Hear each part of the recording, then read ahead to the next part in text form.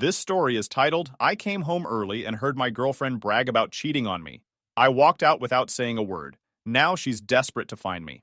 Hi everyone. Before we dive in, a quick favor. If you enjoy content like this, please hit the subscribe button. It's free, supports the channel, and make sure you never miss out on amazing videos. Alright, let's get started. Hey Reddit. So, this has been a crazy few weeks, and I honestly don't know what to do with myself. Thought I'd share the story because maybe putting it out there will help me process. I'm Drew, 32, and I thought I had my life figured out, or at least the relationship part of it. I've been dating this girl, Olivia, for 2 years. We met at a Christmas party a couple of years back, and at the time, it felt like one of those, this is meant to happen moments. Looking back now, I guess I was just dumb. Anyway, let me start at the beginning. The party where we met was thrown by a mutual friend of ours, Jason. Jason and I go way back, like high school days, and Olivia was one of his employees. I didn't even want to go to the party that night. Work had been brutal, and I just wanted to stay home. But Jason guilt-tripped me into showing up, saying I needed to meet people and live a little. So I went, and there she was. Olivia. She was laughing with a group of people when I first saw her. Jason, being Jason, dragged me over to introduce us. We hit it off almost immediately. She laughed at my dumb jokes, asked about my interests, and genuinely seemed interested in me. I remember leaving that party with her number and this goofy smile on my face. Fast forward a few weeks, we went on our first date. Nothing fancy, just a burger joint and a walk in the park. But it was perfect. She was funny, smart, and way more grounded than I expected someone like her to be. We clicked, you know? Like I could see this going somewhere serious. And it did. A few months later, we were officially a couple, and everything felt good. But there was one thing that always stuck out. Her younger sister, Qley. From the very first time I met her, I could tell she didn't like me. She wasn't outright rude, but she had this way of making comments that felt like little jabs. Like during one of the first family dinners I went to, she said, "Wow, Olivia, you really went for the low-maintenance look, huh?" Like, what does that even mean? I brushed it off at first, thinking maybe she was just protective of her sister or trying to mess with me. But it didn't stop. Qley would always find ways to undermine me. If I mentioned something I was passionate about, she'd roll her eyes or make a sarcastic comment. Like, one time I was talking about a hike, Olivia, and I went on, and Qley was like, "Wow, how thrilling. I'm sure you guys had a wild time looking at trees." She'd also do this thing where she'd bring up Olivia's exes, like, "Oh, remember when you and Mark went to Cancun? That sounded like such a fun trip." It felt like she was constantly trying to remind me that Olivia could do better or that I didn't measure up. I brought it up to Olivia a few times, asking why Qley seemed to have it out for me. She'd just laugh it off and say, "That's just Qley. She's like that with everyone." But it didn't feel like that. I mean, she was perfectly nice to everyone else, just not me. I started dreading any time we had to hang out with her, but for Olivia's sake, I sucked it up. Despite Qley's attitude, my relationship with Olivia kept moving forward. We moved in together after about a year, splitting rent in a small house just outside of the city. Life felt stable, like we were building something real. I wasn't one of those guys who needed to rush into marriage or anything, but after 2 years, I started thinking about proposing. Olivia was my person, or at least I thought she was. This year, Jason was hosting another Christmas party, and it felt like the perfect opportunity to pop the question. It was where we met, and Jason had always been a big part of our story. I talked to Olivia's parents about it a few weeks ago, asking for their blessing, and they were over the moon. I spent weeks planning it. I picked out the ring, rehearsed what I was going to say, and even coordinated with Jason to make sure the moment would be perfect. I imagined Olivia's face when I got down on one knee in front of all our friends, how happy she'd be, how we'd laugh about the journey that got us there. I was so sure I was doing the right thing. But life has a way of kicking you in the teeth when you least expect it. All those plans, all that excitement. It was like building a house on quicksand. I didn't know it at the time, but the foundation of our relationship wasn't what I thought it was, and the cracks were about to show in the worst way. About a month ago, the guys and I planned a weekend fishing trip up to this spot we love near the lake. It's quiet, kind of off the grid, and it's always been our go-to place to just unwind and catch up. We pack up a couple of coolers, grab some gear, and just hang out. I'd been looking forward to it for weeks. Life had been a grind, and I needed the break. Olivia wasn't thrilled about me being gone for a whole weekend, but I told her it was important to me, and she seemed to get it. Or at least, she pretended to. So I was driving out that Saturday morning. I had my truck loaded up. Tent, cooler, food, everything I thought I'd need. I was already an hour out when it hit me. I'd left my tackle box sitting in the garage. Now, I know it doesn't sound like a big deal, But that tackle box was brand new.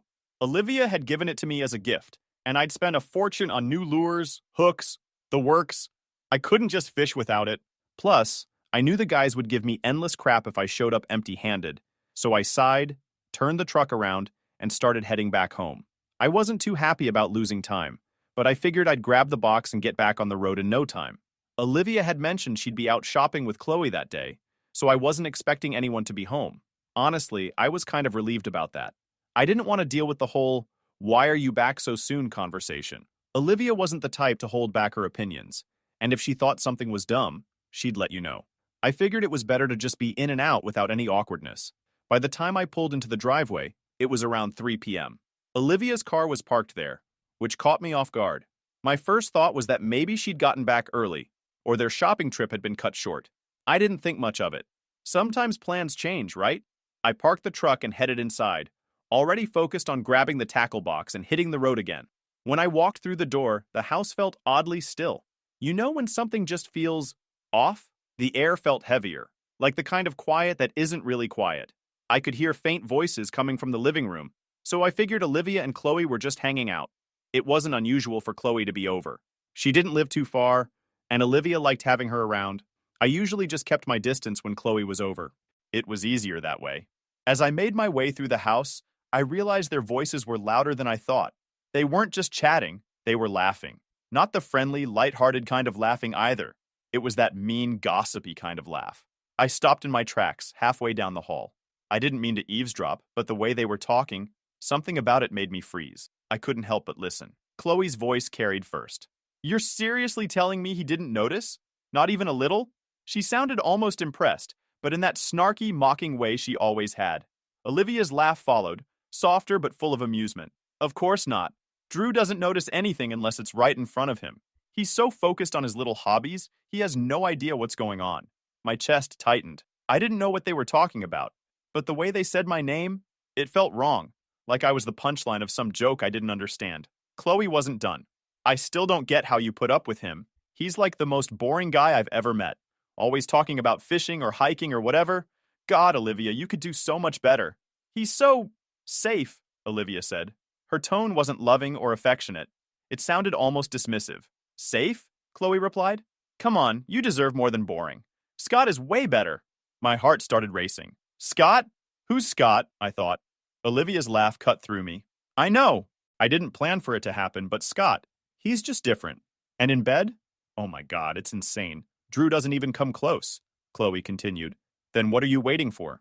Just break it off with Drew already. Scott is clearly the better choice." Olivia sighed.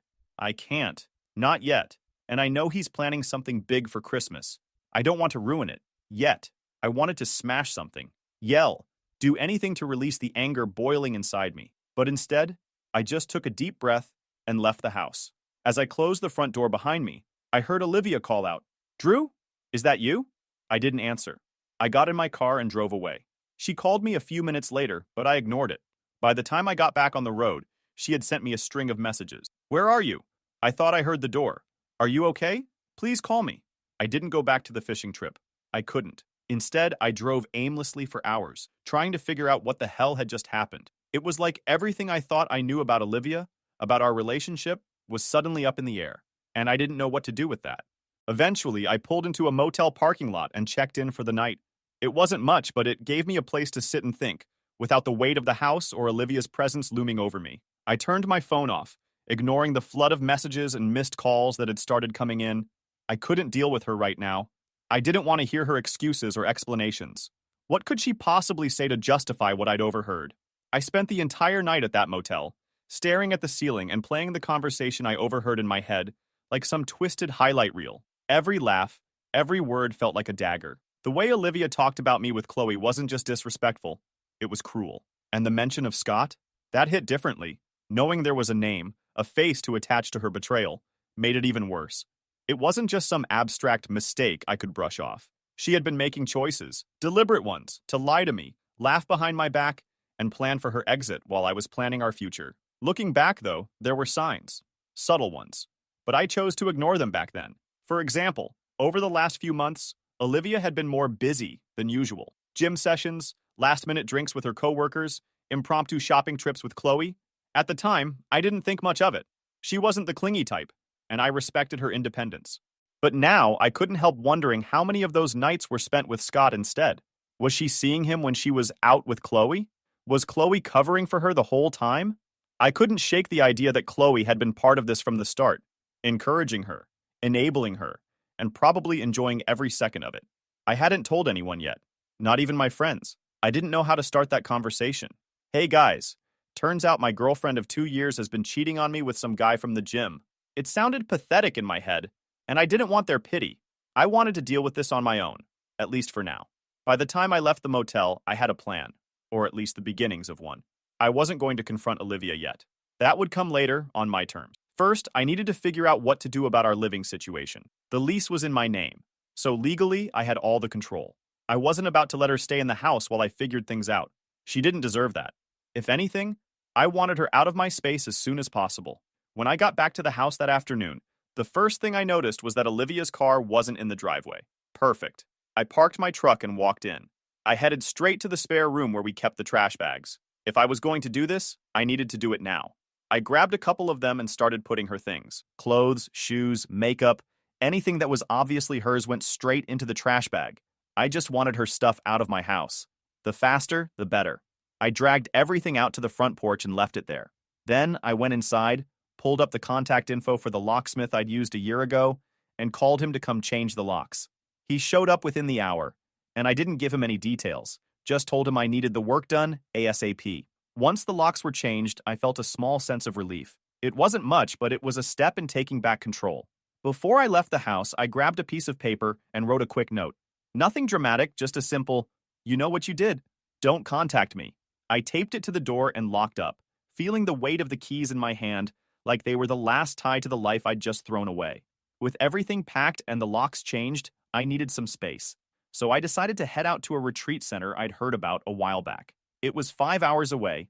I needed this kind of long drives, and it offered a quiet place to think. No phone, no distractions, just me and my thoughts. That's exactly what I needed. On my way out of town, I stopped to grab a coffee and sat in the parking lot for a few minutes, scrolling through my phone. Sure enough, there were dozens of missed calls and texts from Olivia. At first, they were casual. "Hey, where are you?"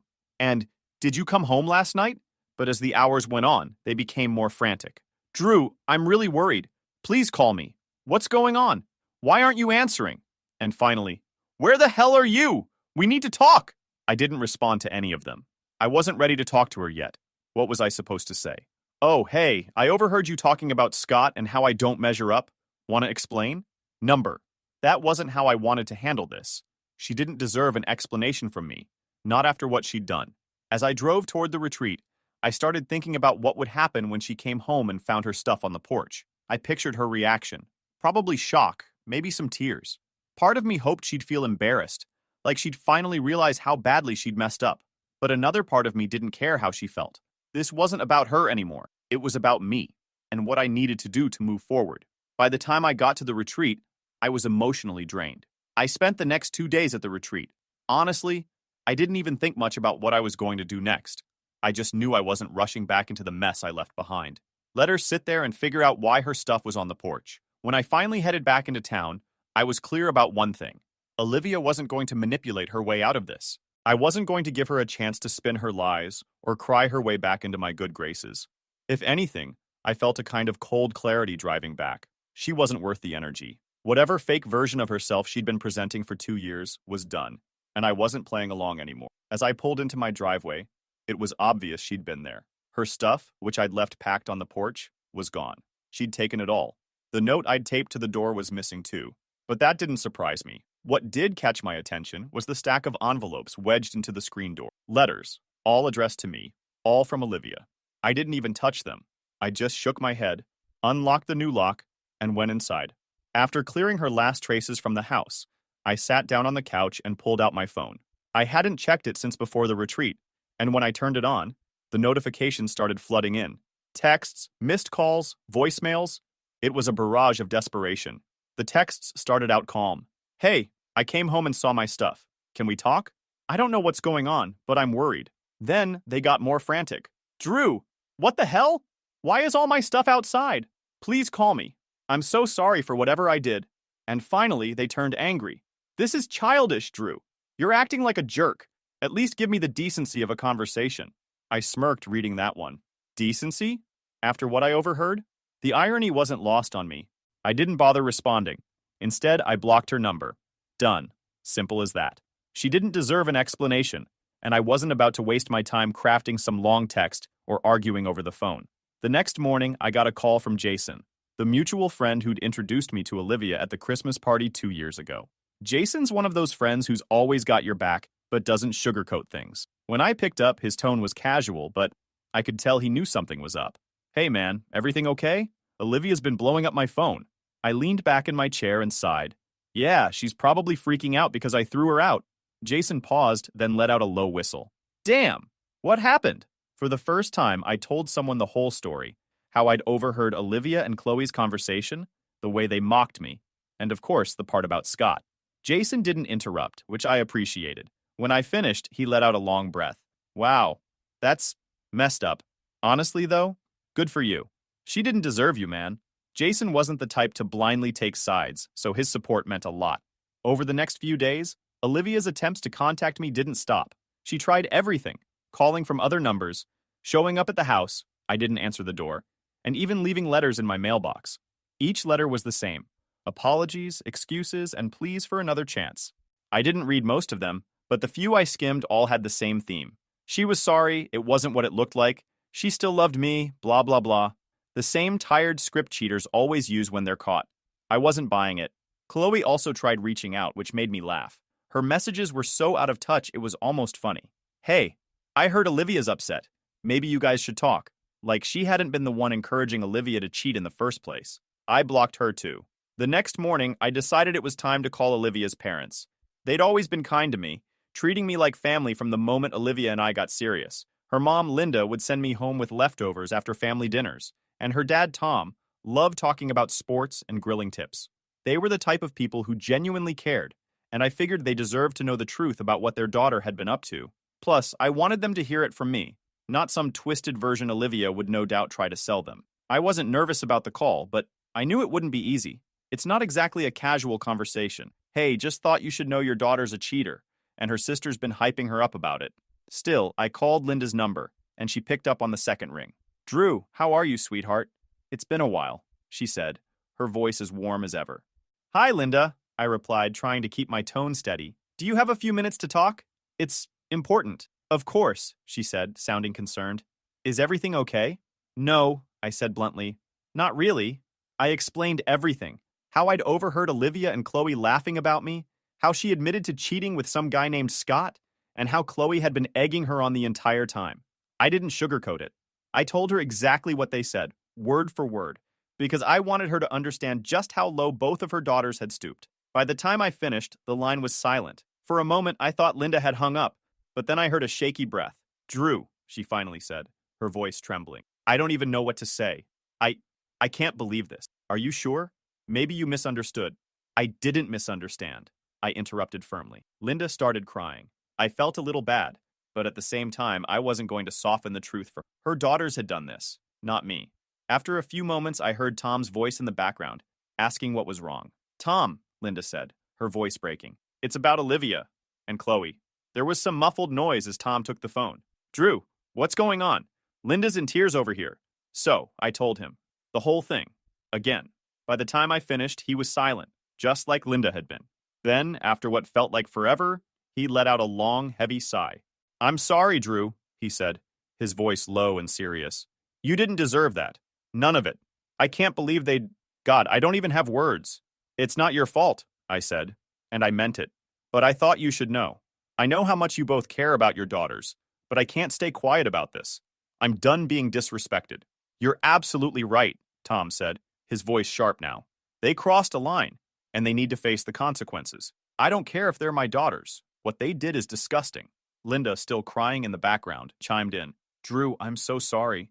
You've always been so good to Olivia, to our family. I can't believe she would throw that away. And Qley, how could she encourage something like this? I don't even recognize them anymore. We talked for a while longer. They asked if I was okay, how I was handling everything, and if there was anything they could do to help. I told them I was fine, better than they probably expected, and that I was moving on, no matter how hard Olivia begged. Tom promised me they'd handle things on their end, and made it clear they wouldn't tolerate that kind of behavior in their family. Before we hung up, Tom said something that stuck with me. Drew, you've always been like a son to us. What Olivia did doesn't change that. You're welcome in our lives anytime, but as far as I'm concerned, she's out. Both of them are. I can't have people like that in my life, even if they're family. I wasn't sure how Olivia's parents would react, but I didn't think they'd cut ties with both of their daughters. It was a bold move, but honestly, it made me respect them even more. They didn't try to justify or excuse Olivia's behavior. They didn't pull the blood is thicker than water card. They just saw the situation for what it was and stood by their principles. I felt relieved, like a weight had been lifted knowing Olivia and Qley wouldn't have the support system they'd probably been counting on. But another part of me felt sad, not for them, but for Linda and Tom. They didn't deserve this. They'd raised two daughters who turned out to be selfish, deceitful people, and now they had to live with that reality. I wouldn't wish that on anyone. By the time I went to bed that night, I felt more at peace than I had in weeks. Olivia and Qley might have tried to ruin my life, but I wasn't the one left scrambling to fix things. That was on them now. And judging by Tom and Linda's reaction, they were going to have a rough time ahead. In the days that followed my conversation with Olivia's parents, the fallout from her and Qley's actions started to spread. Tom and Linda weren't the kind of people to make empty promises, and when they said they were cutting ties with both of their daughters, they meant it. I didn't expect the extent to which they'd follow through, though. It was satisfying to watch. The first thing I heard was that Olivia had been fired. Jason called me. Well, she's not my employee anymore. I can't keep someone like that around. It's bad for the team, bad for morale, and honestly, I don't want someone who thinks that kind of behavior is okay representing my company. I wasn't expecting him to fire her, but I couldn't pretend I was upset about it. Olivia had always bragged about how much Jason respected her work, how secure her position was. Clearly, her actions had consequences she didn't see coming. You didn't have to do that on my account, I said, though part of me was relieved to know she wasn't going to skate by without any repercussions. Jason scoffed. This isn't just about you, Drew. I don't tolerate that kind of behavior, period. She crossed a line, and I'm not going to let her bring her drama into my workplace. After we hung up, I couldn't help but feel a sense of vindication. Olivia had been so smug, so confident that she could get away with everything. But now, the life she'd built was starting to crumble. From what I heard through mutual friends, and a little from Jason, Olivia tried to play the victim at first. She told anyone who would listen that I'd overreacted and kicked her out without giving her a chance to explain. But as the full story came out, thanks to Jason and her parents, people stopped buying her act. She went from being someone everyone admired to someone they pitied, and not in a good way. As for Qley, her involvement didn't go unnoticed either. Tom and Linda were furious with her for encouraging Olivia's behavior, and they made it clear she wasn't welcome in their home anymore. Qley had always been the family wild card, the one who could never hold down a job, constantly borrowing money, and always relying on her parents to bail her out. Tom and Linda cut all financial support to both Olivia and Qley. They didn't have much of a safety net anymore. Tom and Linda also didn't hold back when people asked why. According to Jason, Linda had told one of her friends at church, "We raised them better than this. If they're going to behave this way, they can do it without our help."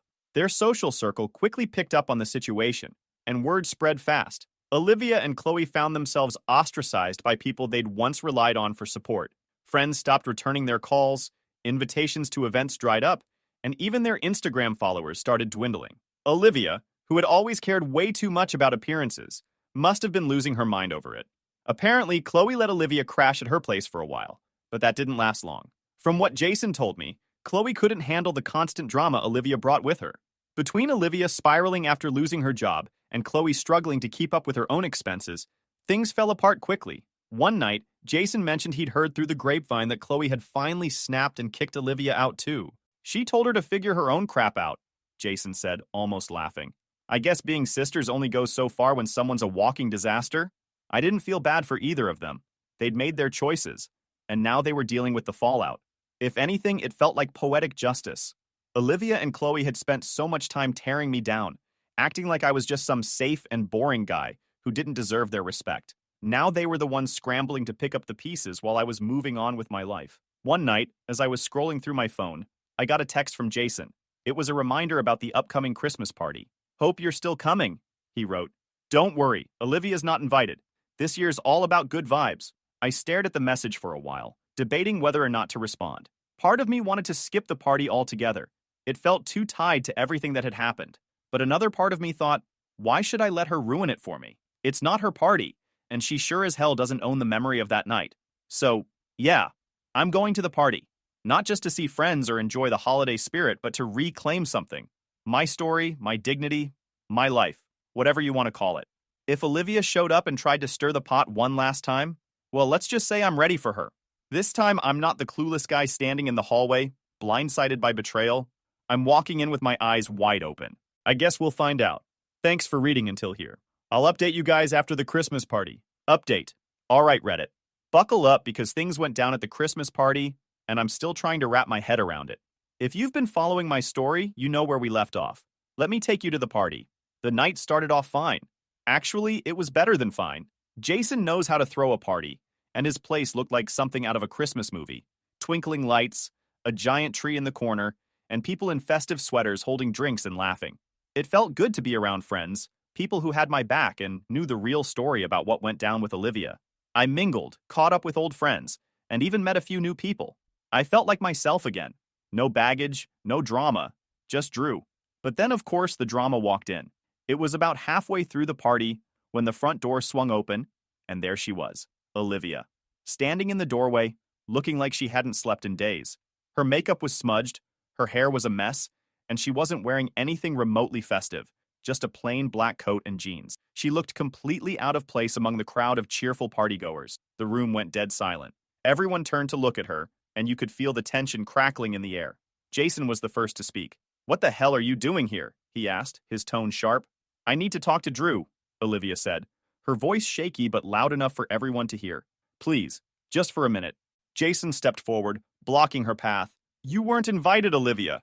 You need to leave." She ignored him, her eyes darting around the room until they landed on me.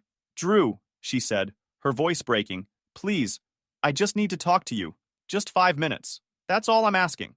Now here's the thing. Old me? The guy I was a month ago? He probably would have folded. He would have given her those 5 minutes because he wanted to believe the best in people, even when they didn't deserve it. But new me? The guy standing there with a room full of supportive friends and zero patience for her nonsense? Yeah, that guy wasn't about to play along. I crossed my arms and stared at her.